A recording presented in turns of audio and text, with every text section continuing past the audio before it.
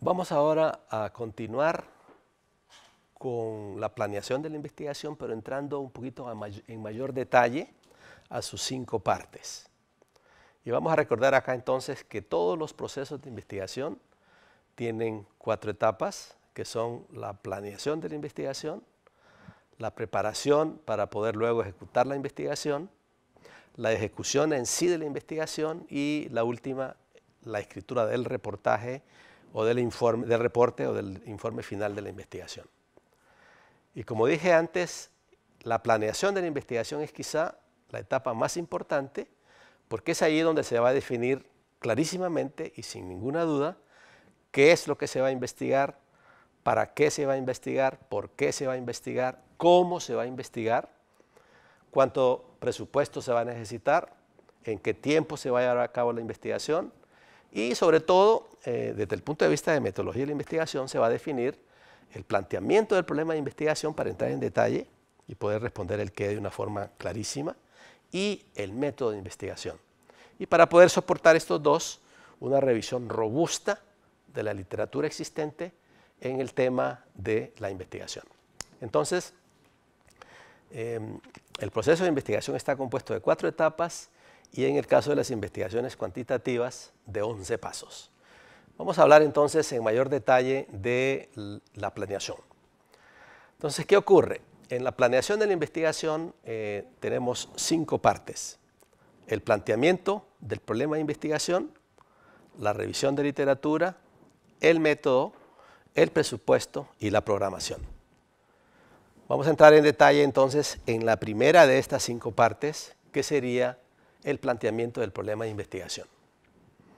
¿Cómo comenzamos? Bueno, comenzamos dando una serie de antecedentes sobre el problema de investigación.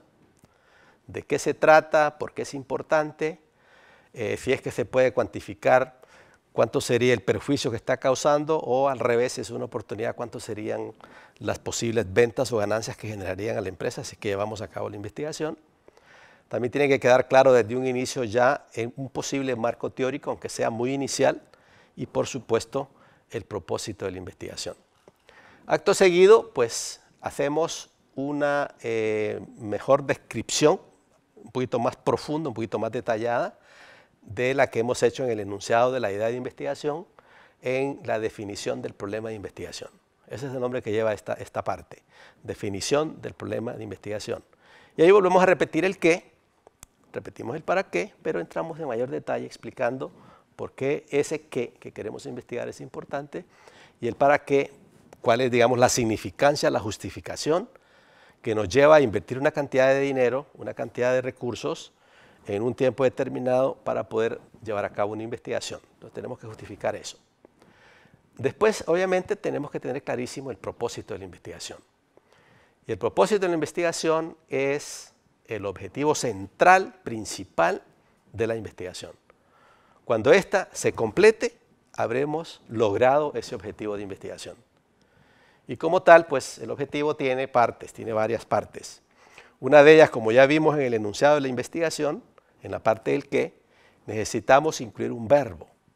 Necesitamos incluir las variables de investigación, necesitamos estructurar una frase potente que nos diga qué exactamente es lo que vamos a investigar y por supuesto tenemos que definir en ese objetivo, en ese propósito, el marco en el cual se va a llevar a cabo la investigación, ya sea la industria, el sector, si es que es una investigación sectorial o industrial, o si es dentro de la empresa, pues específicamente de qué se trata.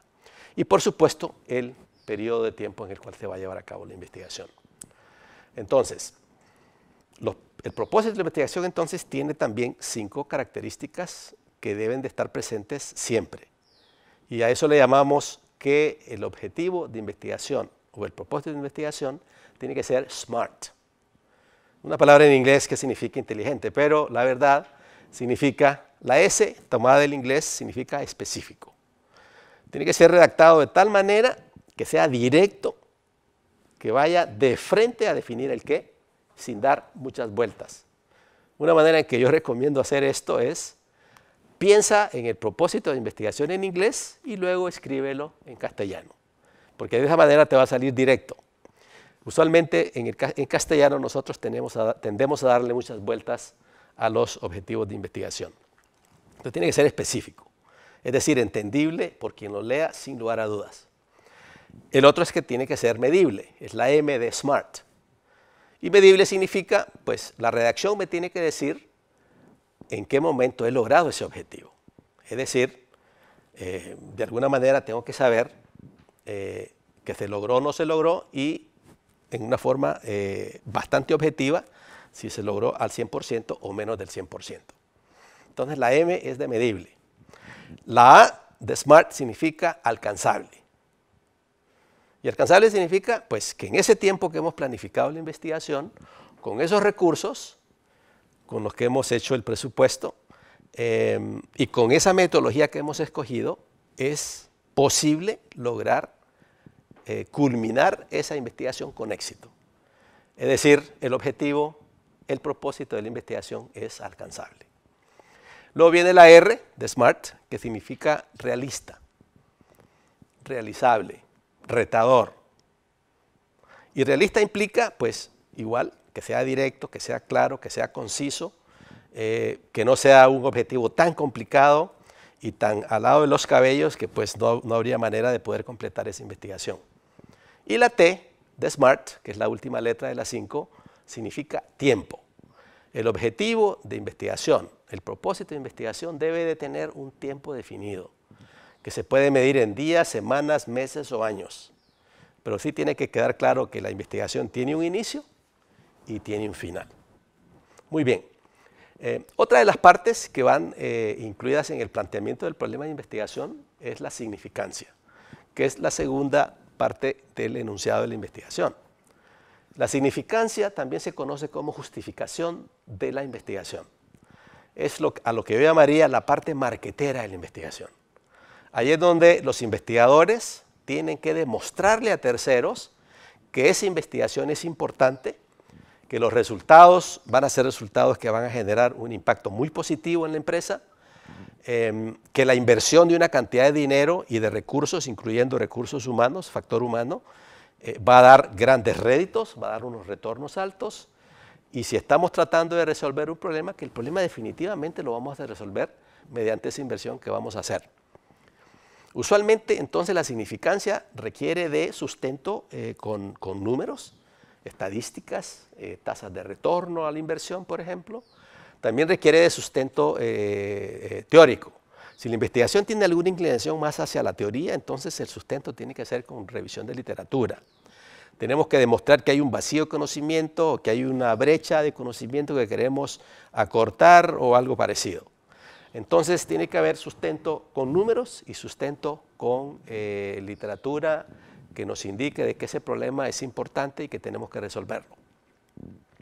Entonces estaríamos hablando ya de 4 partes: los antecedentes, la definición del problema de investigación, el propósito de la investigación y la significancia de la investigación. Una quinta parte sería la pregunta de investigación. Y la pregunta de investigación es la que va a guiar el estudio, va a guiar la investigación desde el inicio hasta el final. Y es lo que tenemos que responder al final de la investigación. Cuando se escribe el informe de investigación o el reporte de investigación, esa respuesta a esa pregunta de investigación tendrá que aparecer en el resumen ejecutivo de la investigación, al igual que en las conclusiones, del reporte de investigación. Y por supuesto, estar explicitada en detalle, estar explicada en detalle en la parte del informe llamado análisis y resultados de la investigación. Ahora, aquí es donde también tenemos que posiblemente volver a recordar las variables de investigación. Tanto el propósito de la investigación como la pregunta general de investigación se construyen con las variables de investigación y se redactan de tal forma que sea clarísimo qué es lo que voy a investigar y al final qué respuesta es la que necesito encontrar. Entonces el objetivo de investigación o el propósito de la investigación y la pregunta de investigación están íntimamente ligados. Ahora, como estamos hablando de variables de investigación, tenemos que recordar que entonces las preguntas pueden ser construidas con variables cuantitativas o variables cualitativas. Igual ocurre con el propósito. Y en el caso de las preguntas cuyas variables son cuantitativas, nos llevarían de frente e inmediatamente a utilizar el enfoque cuantitativo de investigación. Por el otro lado, si las preguntas están utilizando variables que no se pueden medir directamente, que no son observables, que no pertenecen al mundo real, estaríamos hablando entonces de una investigación que automáticamente nos estaría llevando a una investigación de enfoque cualitativo. Y por otro lado, en todas las investigaciones, además de formular una pregunta general de investigación, necesitamos descomponer esa pregunta en sus partes. Y ahí entonces necesitamos formular preguntas específicas de investigación. Y esto lo vamos a cubrir en mayor detalle un poquito más adelante en otro módulo.